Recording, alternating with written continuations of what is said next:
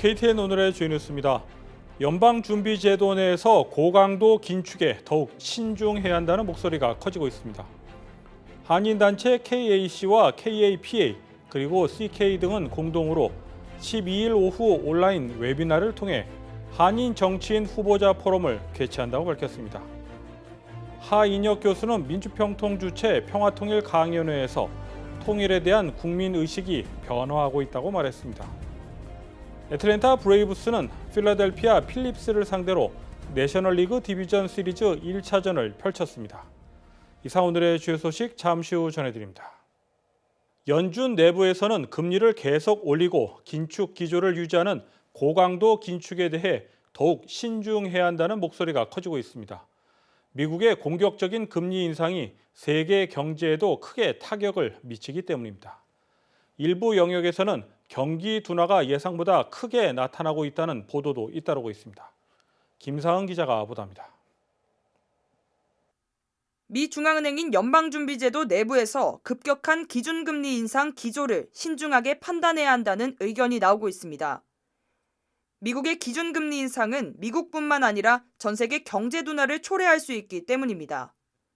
연준의 레이얼 브레이너드 부의장은 지난 10일 시카고에서 열린 전미 실무경제협회 연례회의에서 연준의 통화정책이 물가 안정을 위해 한동안 제약적일 것이며 긴축의 누적 효과도 시간이 걸릴 것이라고 말했습니다. 그러면서 미국의 금리 인상이 환율에 영향을 미치고 미국 국경을 넘어서 전 세계 경제에 영향을 미칠 수 있다는 점을 인식하고 있다고 말했습니다. 이 때문에 일부 경우에는 금융 취약성과 연계할 수 있어 주시할 필요가 있다고 덧붙였습니다. 연준이 앞으로도 고강도 긴축을 유지하겠다는 의지를 보였기 때문에 미국의 경제가 더욱 둔화될 가능성이 높아졌습니다. 이날 행사에 참석한 찰스 에반스 시카고 연은 총재는 내년 4월까지 기준금리를 4.5%가 조금 넘는 수준까지 올린 뒤 인상을 멈추는 게 적절하다고 주장했습니다. 금리 인상의 효과를 지켜볼 시간이 필요하다고 평가했기 때문입니다. 연준은 코로나19 팬데믹으로 너무 낮아졌던 금리를 급하게 올리면서 미국 경제에 타격을 준 것은 인정하지만 인플레이션 잡기를 최우선으로 여기고 있습니다. 하지만 오버슈팅에 대한 비용도 무시할 수 없는 상황이라 금리 인상에 주의가 필요해 보입니다. KTN 뉴스 김상은입니다. 주요 7개국 G7 정상들이 러시아의 우크라이나 민간 지역 무차별 미사일 공습을 전쟁 범죄라며 규탄했습니다. 젤렌스키 우크라이나 대통령은 연설을 통해 방공 시스템 지원 등을 국제사회에 거듭 요청했습니다. 김상은 기자가 보도합니다. 주요 7개국 G7 정상들이 11일 긴급 화상회의를 열었습니다. 러시아의 미사일 공습에 대해 논의하기 위해서입니다. 러시아는 지난 10일 우크라이나 수도 키이우를 포함해 12개의 우크라이나 주요 도시에 미사일 공격을 감행했습니다. 이 때문에 최소 14명이 사망했고 100여 명이 다친 것으로 알려졌습니다. G7 정상들은 긴급하게 화상회의를 열고 러시아의 민간인 학살 행위를 규탄했습니다. 이들은 볼로디미르 젤렌스키 우크라이나 대통령과 함께 공동 성명도 발표했습니다. 공동 성명에는 G7 정상들이 이번 러시아의 폭격에 대해 할 수 있는 한 강력한 말로 규탄하고 있으며 무고한 민간인을 공격한 것은 전쟁 범죄에 해당한다고 규정했습니다. 또한 우크라이나에 변함없는 경제적, 군사적 지원도 약속했습니다. 러시아가 생화학 무기나 핵 무기를 사용할 경우 엄중한 결과가 있을 것이라고 경고하면서 이번 사건을 블라디미르 푸틴 러시아 대통령과 책임자에게 책임을 물을 것이라고 덧붙였습니다. 한편 이번 회의에 참석한 젤렌스키 우크라이나 대통령도 국제사회에 러시아에 대한 강력한 새 제재와 우크라이나 지원을 재차 요청했습니다.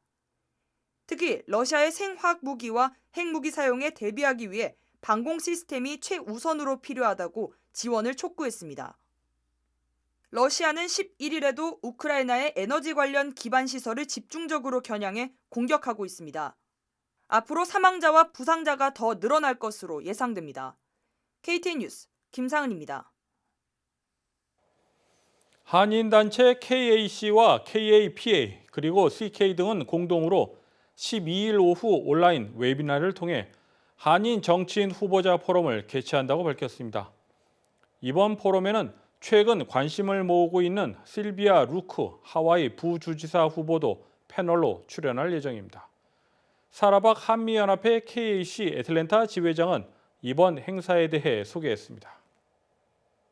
오는 10일 수요일 저녁 7시에 웨비나를 통해서 KAC 한미연합회, KAP의 미주 한인 정치 연합회, 그리고 CKA 세 단체가 함께 한인 정치인 후보자 포럼을 개최합니다.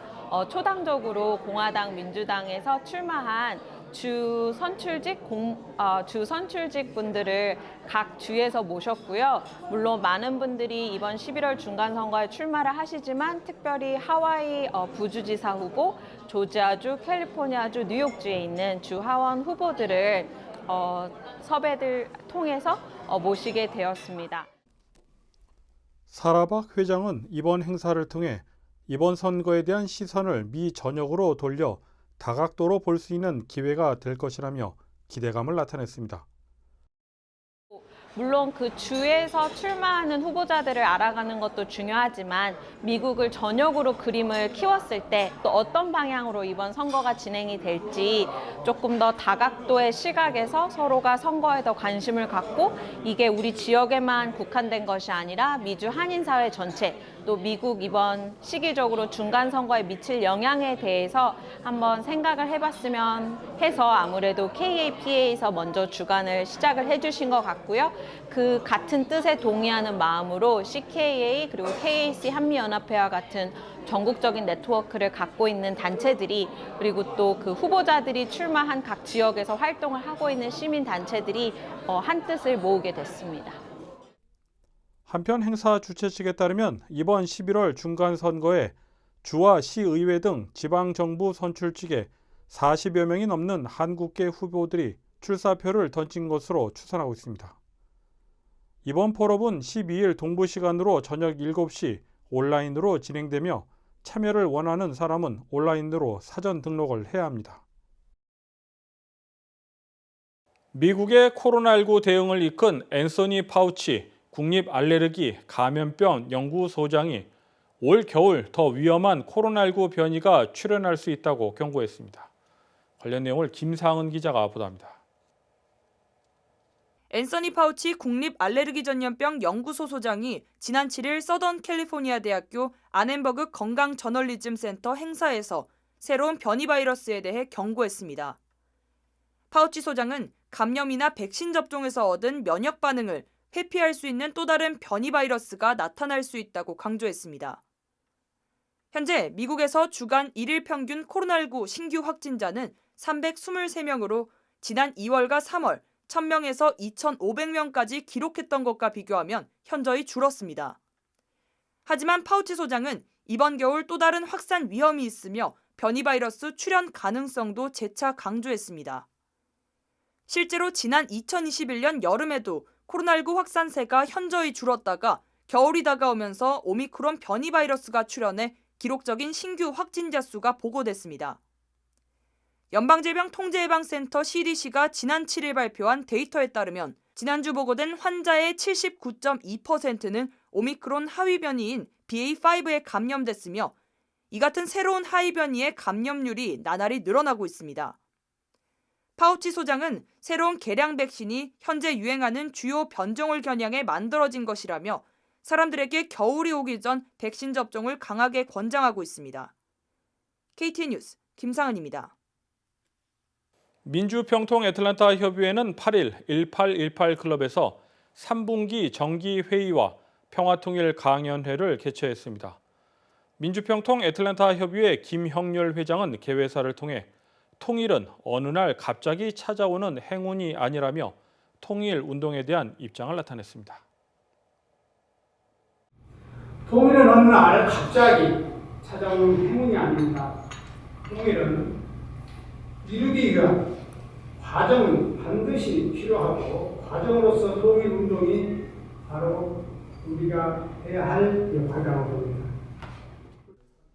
평화통일 강연에 강사로 나선 웨스턴 캐롤라이나 대학의 하인혁 교수는 남북 통일의 필요성과 경제적 효과라는 주제를 가지고 강연을 했습니다. 하인혁 교수는 대한민국 국민 가운데 6.25 전쟁을 경험한 연령이 5% 정도이며 나머지는 전후 세대라고 언급한 뒤 연령 분포에 따라 통일에 대한 국민의식이 변화하고 있다고 말했습니다. 또한 행정안전부 연령별 여론조사와 서울대학교 평화통일연구원이 실시한 통일이 얼마나 필요한지에 대한 여론조사 결과를 소개하며 국민들 가운데 통일을 반드시 해야겠다고 생각하는 사람들은 절반 내지 절반을 약간 넘는 것으로 나타났다고 말했습니다. 통일은 반드시 해야 된다고 생각하는 사람들이 반 혹은 반 약간 넘는 수준? 그 정도의 지금 여론 형성이 되어 있고요. 조금 더 작은 테이블에서 죄송한데 연령대별로 반드시 봐야 될 필요가 있습니다. 전 연령대에 걸쳐서 통일의 필요성에 대해서 좀 인식을 달리하는 현상이 나타나고 있는데 지금 이제 19세에서 29세, 그러니까 30세 미만을 보면요. 매우 필요하다고 대답한 사람들이 5%에 지나지 않습니다. 또한 일부 국민들 가운데 통일 비용을 지적하는 경우가 많다며 사실상 명확하게 드러나지 않는 분담 비용에 대한 부분도 간과해서는 안 된다고 덧붙였습니다.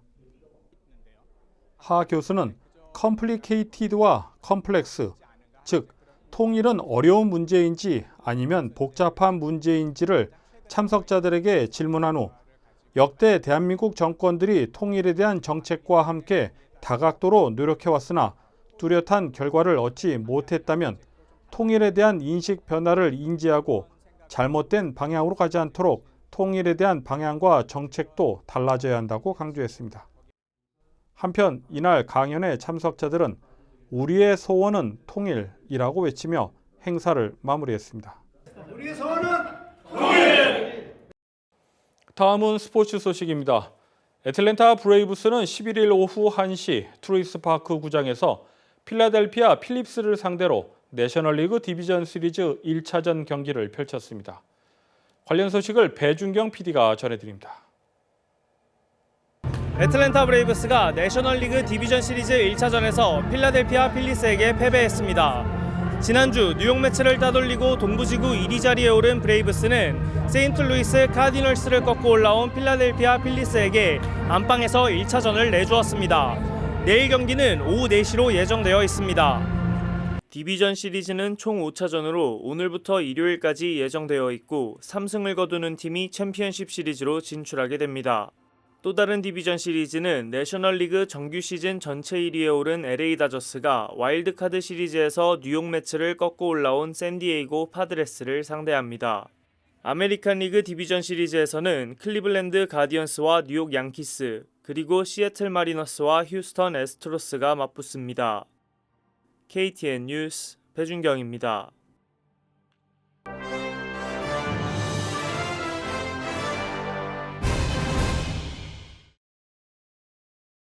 한국은 11일 뉴욕 유엔본부 총회장에서 치러진 유엔 인권이사회 이사국 선거에서 123표를 얻어 아시아 국가 중 5번째에 그치면서 유엔 인권이사회 이사국 연임에 실패했습니다. 유엔 인권이사회 이사국은 총 47개국이며 유엔 회원국 과반수 득표국 중 다득표 순으로 선출하는 데 8개 나라가 이사국에 출마한 아시아 국가 중에서 표 순위로 상위 4개국에 이사국 자리를 주었습니다. 유엔 한국 대표부 관계자는 선거에서 한국이 5위에 그친 데 대해 선거에는 여러 가지 원인이 있을 수 있다며 원인은 아직 분석 중이라고 말했습니다. 일리노이 주립대학교에 한인성을 딴 시상 프로그램이 신설됩니다. 스웨거 푸드사를 운영하는 신태량 대표가 목요 일리노이 주립대 200만 달러를 쾌적한 후 나온 대학 측의 결정입니다. 대학은 앞으로 모범적인 휴머니티를 실천한 사람을 선정해 시상할 계획입니다. 또한 수상자에게는 학생들을 위한 연설 기회도 제공되며 아직 자세한 수상 계획과 상금 액수는 공개되지 않았습니다. 한편 신태량 대표는 부산대 식품가공학과를 졸업했으며 일리노이 주립대 어바나 샴페인 캠퍼스에서 식품영양학석 박사 학위를 취득했습니다.